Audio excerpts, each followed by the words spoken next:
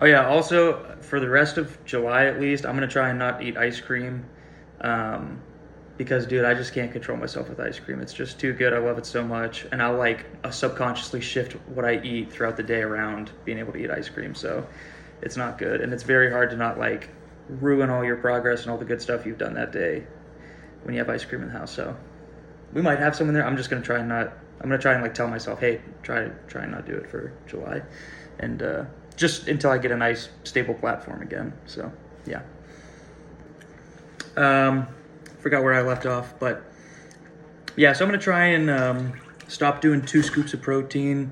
I'm gonna try and stop doing more than 2 yogurts at a time.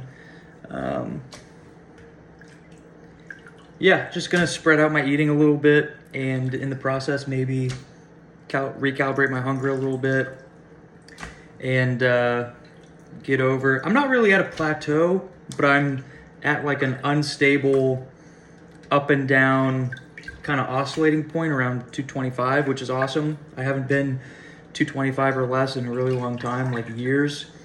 So this is incredible.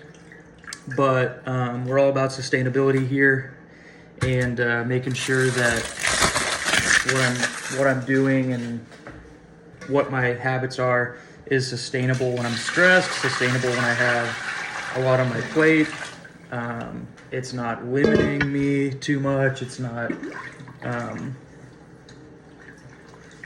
you know,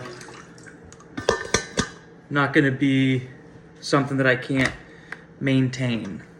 So we want to make sure it's sustainable. It's a sustainable practice. And also, I mean, at some point, I'm trying to lose in the long run from where I started in December. You're looking at losing like 40, 50 pounds in terms of sustainable, maintaining as much muscle as possible over the long term. What's achievable, what's sustainable, what's possible, what's realistic. You're looking at, going from 245 to 200, that's 45 pounds. And then I'm sure it'll be nice to be a little bit under that.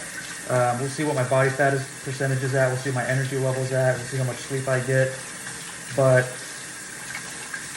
I was looking at my Garmin and like how many calories I'm burning. And, it's going down. My resting, just going to work, walking around, getting up from the couch, moving, the amount of calories is going down. So, I mean, when I was bigger, like in the winter, it used to be like 3,000 was pretty like high twos, like 2.8, 2.9, 3,000 without doing anything. And then I would exercise a couple hundred calories. So I was burning a lot of calories.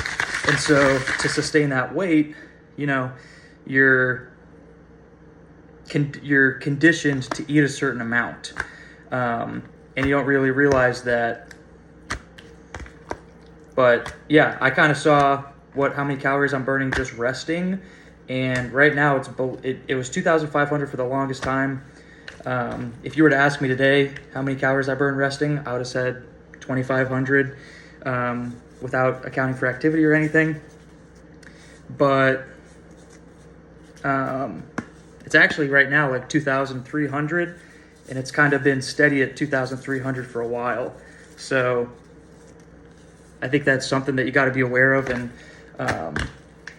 make sort of allowances for when you're looking at your diet and what you're eating. So, I think it just changed too. I think it was 2,500 for a couple months, and just recently within the past couple of days now it's like 2,300 very steadily, like 2,307 calories I'm burning without doing any activity. So yeah, I'm going to try and not do more than 1 chicken breast at a time. 1 chicken breast should be totally enough and should be fine. I'm going to try and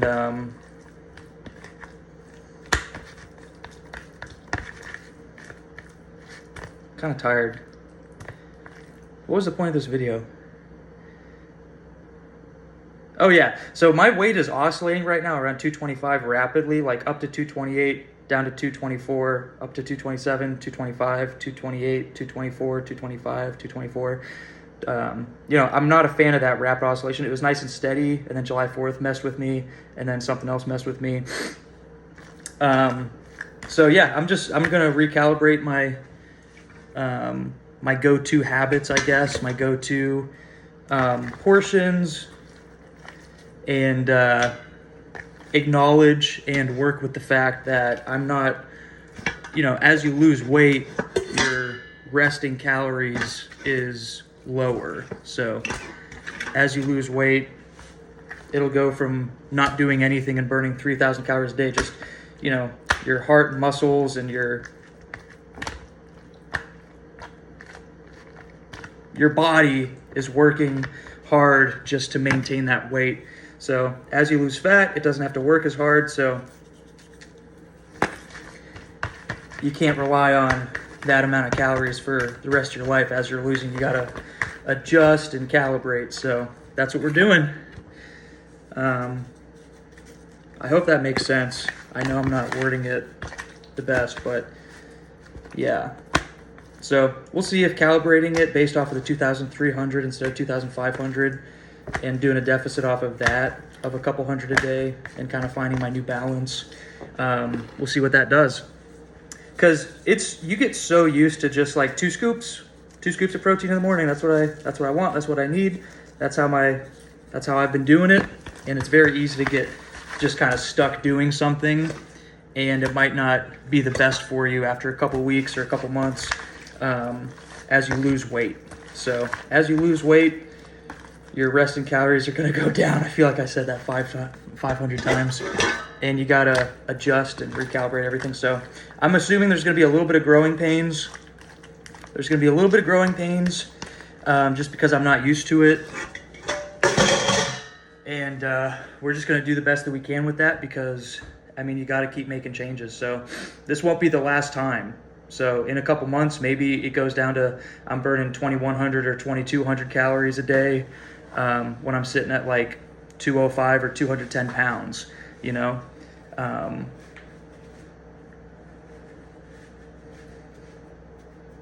I'll have to adjust everything again. So definitely something to keep in mind.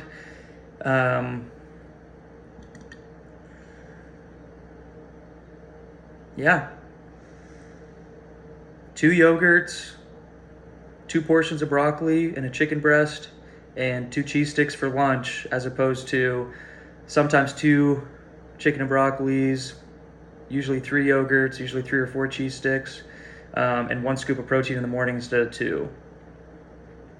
And when I get home, make sure I have water, fiber, maybe a fruit smoothie before I worry about dinner, because sometimes I'll have like 2 chicken sandwiches,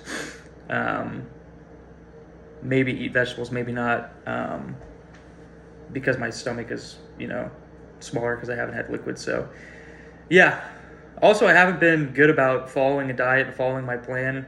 It's just kind of been grab and go, last minute, Nutri-Grain bars here and there. And that's also something to account for. Those are great for giving you energy and maintaining energy levels, and your body needs carbs for optimal performance.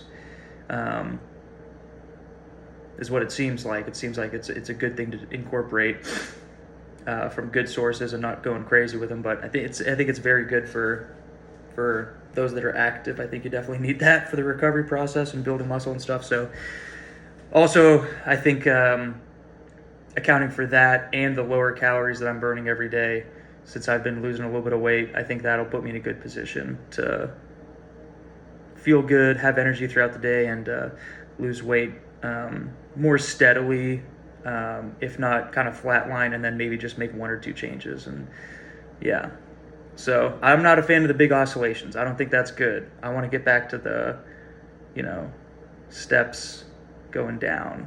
And this is a consistent diet, consistent working out. This is sometimes I'm working out, sometimes I'm not. Sometimes I'm eating what I'm supposed to, sometimes I'm not. So I think that'll be good.